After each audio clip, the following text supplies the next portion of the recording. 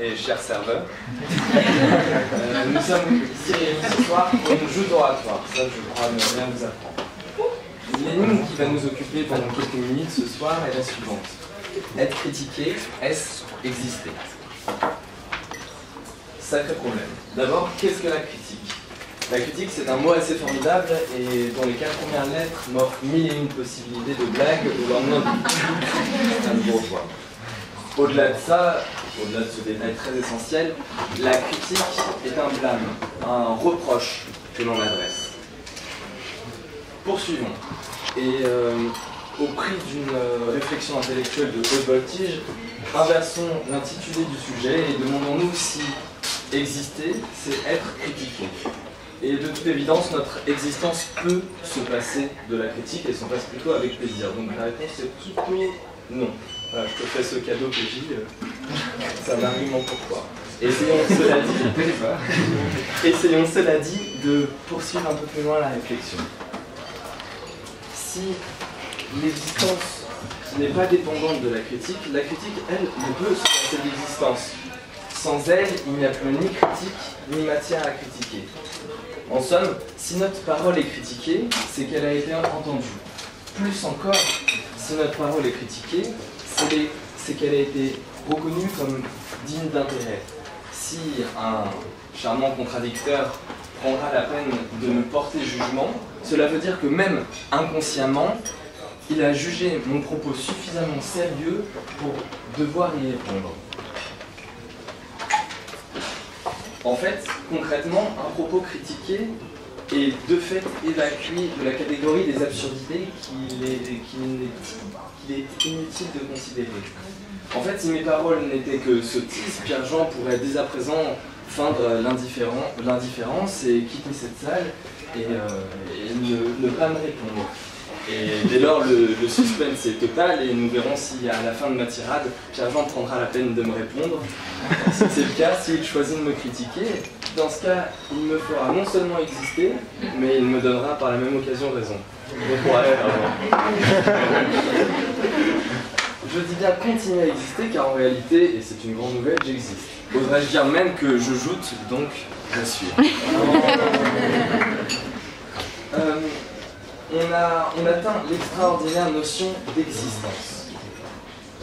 Si nous allons demander à un locuteur latin sous l'Empire romain ce que veut dire existence, eh bien, vu qu'il ne maîtrise pas le français, il ne pourra pas nous répondre.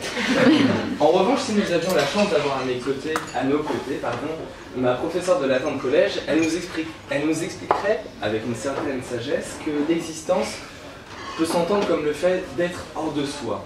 On perçoit alors que derrière le fait d'exister, il y a autrui. En fait, on existe aux yeux d'autrui. D'où une question perturbante posée par une grande philosophe du nom de Lisa Simpson. Si dans une forêt, il y a un arbre qui tombe, mais qu'il n'y a personne aux alentours pour l'entendre, cela fait-il un bruit? Et d'où la réponse tout aussi philosophique de son frère Bart Simpson, absolument. En réalité, cette question met en relief la nécessaire réception ou perception d'une chose pour pouvoir exister. Or, pour être critiqué, vous conviendrez qu'il est nécessaire d'être perçu. La critique, en tant qu'action requérant la présence d'un moi et d'un autrui, atteste de mon existence. À ce stade de ma joute, je vais me permettre de faire le travail de Pierre-Jean et de me contredire un petit peu, ou plutôt d'affiner ma pensée, toutes les questions de vocabulaire. Nous nous sommes accordés sur une certaine définition de la critique. Quand je dis nous nous sommes accordés, je conçois que ce fut un peu arbitraire, car décidé par les gens. Si nous avions eu à nos côtés mon formidable professeur de grec du lycée, vous comprendrez que je rêve d'un monde fait de professeurs de langues anciennes, je nous aurais expliqué que critiquer peut s'entendre comme un jugement, une action de pensée qui, dans une démarche constructive, cherche à estimer la valeur d'une chose, pas seulement ses points négatifs, mais aussi ceux positifs. Aussi, lorsque je suis critiqué, je bénéficie du droit de réponse. J'ai dès lors le droit de reprendre la parole, mais aussi le devoir de préciser ma pensée, d'en dégager les points positifs comme les points négatifs. Pour peu que je n'ai pas à défendre corps et âme, mais un peu bêtement une unique position, coucou les joutes de Leviot, je pourrais alors humblement entreprendre une autocritique En appréciant mon opinion, j'exerce mon entendement. J'éprouve ma qualité de sujet pensant. En d'autres termes, j'existe par ma conscience. Être critiqué par soi-même, c'est aussi exister. En définitive, j'invite Pierre-Jean à critiquer ma position. Cela illustrera comme il faut que être critiqué, c'est exister. Mais de surcroît, son propos viendra sans aucun doute enrichir notre réflexion.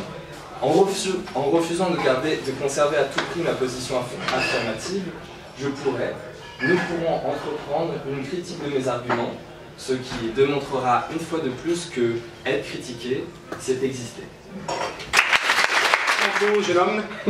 Et on pouvait dire sur ce sujet bien des choses en somme. Aux dieux, on varie dans le ton. Par exemple, tenez, descriptif. C'est un roux, c'est un criteux, c'est un président. Que dis-je, c'est un président, c'est un homme. Curieux. Et qui sont ses cheveux? Et ce sourire ironie-moi. Êtes-vous là que pour le plaisir de mes yeux? Pédant. Sartre affirmait que la critique précède l'essence. Ne pensez-vous pas que l'existence précède la critique? Préventif. Attention à ne point critiquer. Que 100 fleurs s'épanouissent, que 100 écoles rivalisent.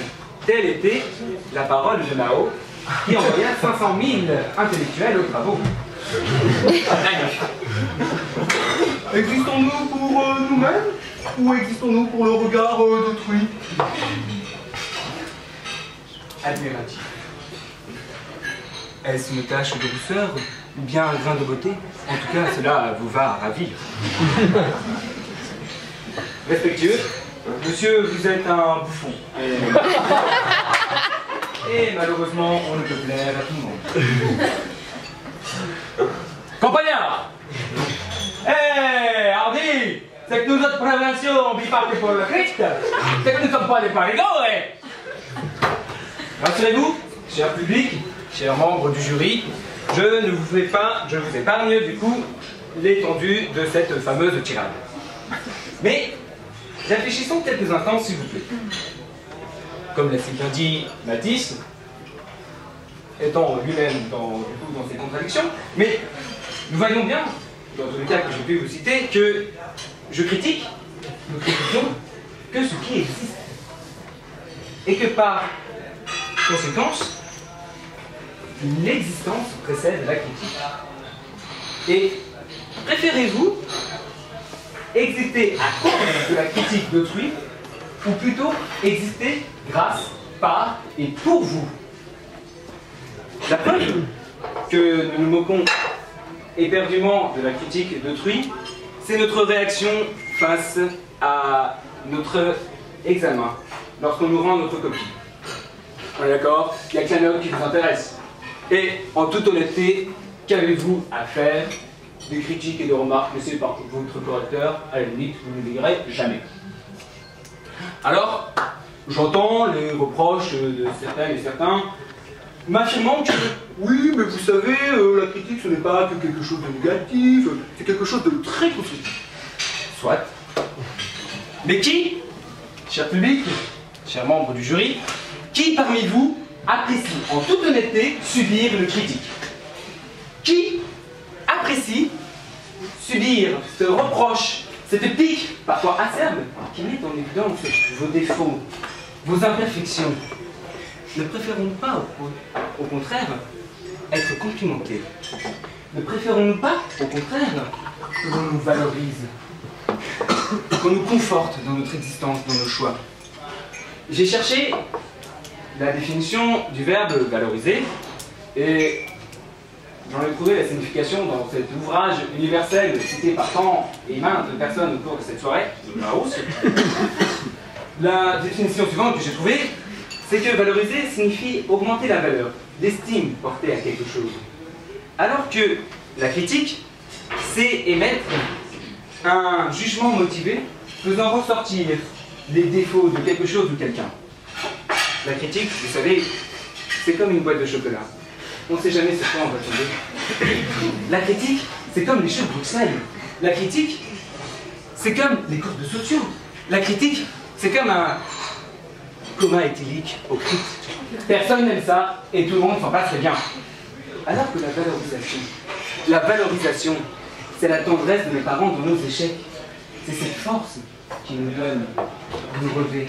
Alors que la critique va s'acharner à nous rabaisser dans notre existence, la valorisation, elle, au contraire, va nous élever. Enfin, j'ajouterai que la critique est le fruit d'un jugement. Et que tout jugement, vous en conviendrez avec moi, est relatif. Personne n'a tort, personne n'a raison, tout le monde il est heureux, tout le monde il est content. Mais qui sommes-nous au juste pour critiquer? Qui sommes-nous pour critiquer? Et oserions-nous admettre que nous sommes sujets, que nous sommes tributaires du regard d'autrui? Oserions-nous admettre que notre existence se résume à la critique qu'il nous porte à notre égard? Mais quel poids, mais quel fardeau qui pèse sur vos épaules, qui pèse sur mes épaules. Vivre uniquement par la critique d'autrui pour exister? Mais quelle abomination, quelle dictature! En vérité, la critique n'est pas la condition sine qua non de l'existence. Elle n'est pas la condition sine qua non de l'existence. Voilà, c'est à peu près, mon cher, vous m'auriez répondu si vous aviez un peu de verbe et de lettres.